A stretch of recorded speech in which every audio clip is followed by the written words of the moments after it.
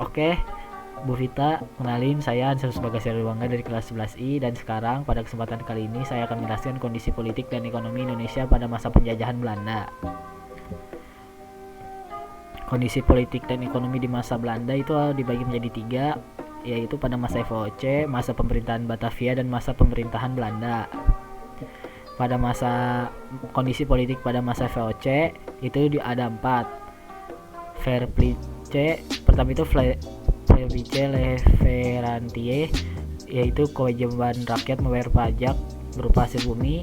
Yang kedua monopoli, VOC memonopoli perdagangan rempah di Indonesia. Yang ketiga extripis, yaitu penebangan tanaman rempah yang berlebihan. Terus yang terakhir kontingenten, kewajiban rakyat membayar pajak.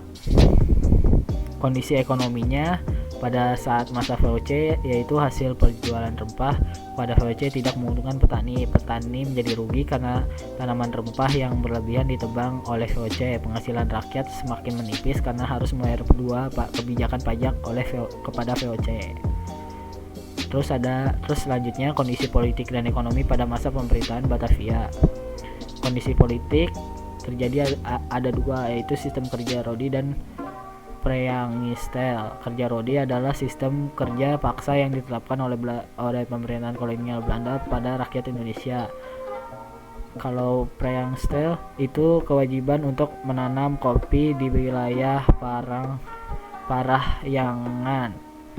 Kondisi ekonominya pada saat itu rakyat menjadi menderita dan miskin, dan waktu rakyat untuk mengurus ladang mereka berkurang karena harus menanam kopi.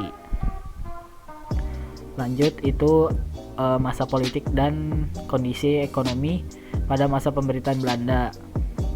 Kondisi politiknya itu ada tanam paksa dan politik etis. Tanam paksa itu adalah kebijakan yang dilakukan oleh Belanda sebagai sumber pendapatan utama. Kalau politik etis adalah kebijakan balas budi yang dibuat untuk mengganti kerugian masyarakat Indonesia atas eksploitasi yang dilakukan pemerintahan Belanda. Kondisi ekonominya pada masa itu rakyat menjadi sangat miskin, bahkan sampai kelaparan karena tidak sempat mengurus ladang sendiri. Yang kedua, produksi pertanian dan perkebunan menjadi rendah karena adanya politik etis. Rakyat menjadi teredukasi terutama dalam bidang pertanian dan perkebunan. Mungkin segitu aja dari saya, terima kasih.